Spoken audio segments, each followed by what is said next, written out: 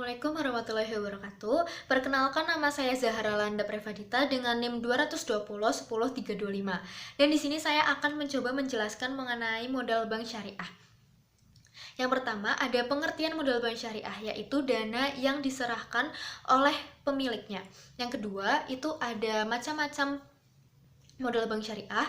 Yang pertama itu ada modal inti yang terdiri atas modal disetor dan juga cadangan-cadangan yang dibentuk dari laba setelah pajak. Yang kedua, modal pelengkap, yaitu cadangan-cadangan yang dibentuk bukan dari laba setelah pajak, serta pinjaman yang memiliki sifat seperti dipersamakan dengan modal. Yang terakhir itu ada modal pinjaman, yaitu hutang yang didukung oleh instrumen yang sifatnya sama seperti modal.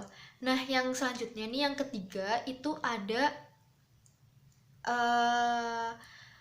fungsi dari modal bank syariah. Yang pertama itu sebagai penyangga untuk menyerap kerugian operasional dan kerugian lainnya, yang mana artinya ini ia sebagai pelindung untuk kepentingan deposen.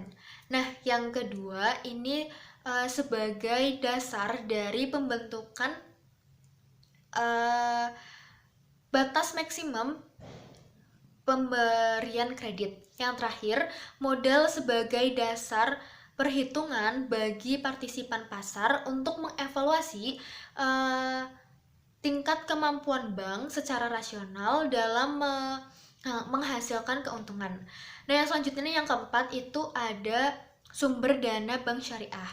Yang pertama itu ada dari modal inti, yaitu modal yang bersumber dari pemilik bank, yaitu seperti modal disetorkan, dan juga ada cadangan laba ditahan. Nah, yang kedua ini ada kuasi ekuitas, yaitu dana-dana yang terdaftar atau tercatat di rekening sebagai prinsip bagi hasil. Nah, yang selanjutnya nih, yang kelima itu ada kecukupan dari modal bank syariah.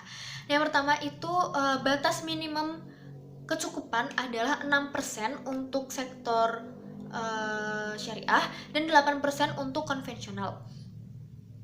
Nah, yang kedua itu tingkat kecukupan itu diukur menggunakan capital adequacy rasional atau CAR. Nah, yang selanjutnya ini ada ATMR.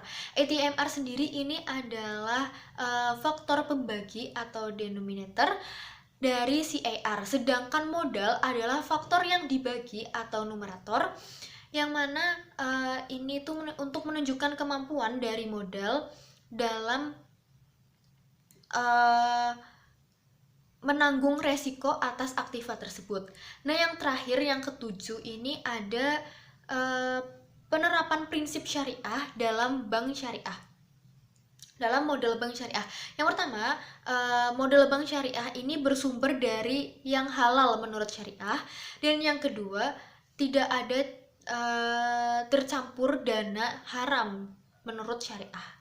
Sekian, terima kasih. Wassalamualaikum warahmatullahi wabarakatuh.